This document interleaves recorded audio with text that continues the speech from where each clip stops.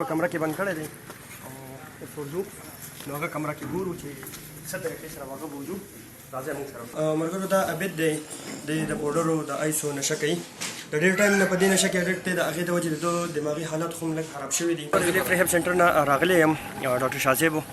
دا موږ سره د ملګري رابطه کړې وه چې یاره دلته یو د دې رور دی هغه ډرګ اډکټډ دی هغې دلته اوس دی فلحال په کور کې بند کړی دی د هغې وجې څه وه دی به په بازارونو کې ګرځېدو پوره ماحول د ځان ته د خپل کور هم ګډوډ کړی په بازار کې کله د چا نه سوال کړی 10 روپۍ راکړه 20 روپۍ راکړه نو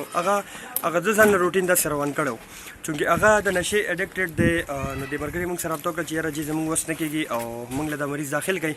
نو دا روډ دی د ده په واسطه باندې د ده په رابطه باندې دلته موږ رالو مریض به دې ځان سره اوس بوځو ریلیف ریهب سنټر منګل.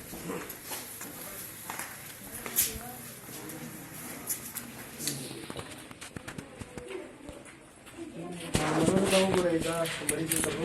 دا د رهایش ځای دی او داسې نه وه دې موږ راوڅټو ځان سره اټکلی راوړه لکه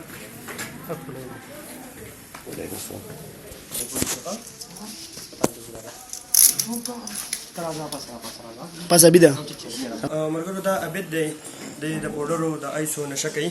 د ډېر ټایم نه په دې نشه کې اډکټ دی د هغې د وجې د ده دماغي حالت خو لږ خراب شوي دي نو دې اوس بوځو ځان سره ریلیف ریهب سنټر ته.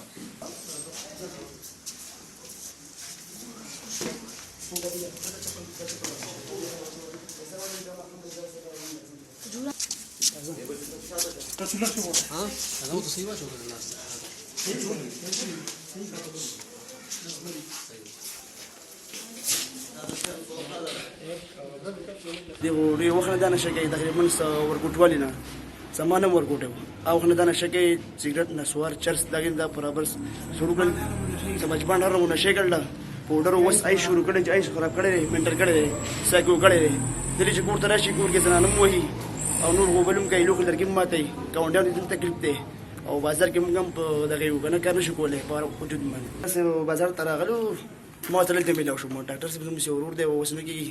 نو تاسو موږ سره ډاکټر منډه تللو کوي مهرباني به ډاکټر صاحب سره ما خبره وکړه ډاکټر صاحب زه به راځم بیا به دغسې موږ چېرته بیرکوټ نه دراللو همنې خپل نونه قیمتي وخت راکړو ډوډۍ یې مهرباني نه جي نه دا پرې کې علاج برابر شي ښه شي دا پرې کوي د هر پلر دا کومه چې خپل بچي نشونه وساتئ او اچام څه دغی ډاکټر صاحب سره ځان ملاوئ رینګ کوئ هر ټایم به راځي هر ټایم به تابعداري انشاءالله څه ټایم تاسو وایي ښه د هفتې نه یو بدرې ورځو مخکې صلاح کړله مو پیدا لګوي که نه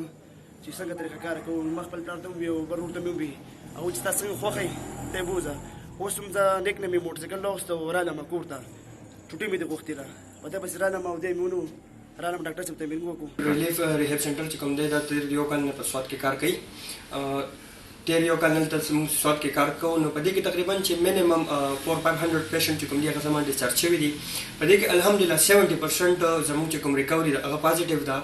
د 30% چې کوم پیشنټ دي دا دوباره شروع د ماحول د وجې کوي اکثر بعضې پیشنټ داسې وشي چې زموږ نه ډسچارج شي نو بس فیملي وایي چې د علاج وشو او دی ټیک شو خو په هر ماحول کې په هغه باندې پابندي پکار وي څه ناسو پابندي په هغه باندې پکار وي د خپل فیملي د سایډ نه هم چې دی واپس هغه ماحول ته پرې نږدي نو دغه پیشنټ بیا الحمدلله کور وي.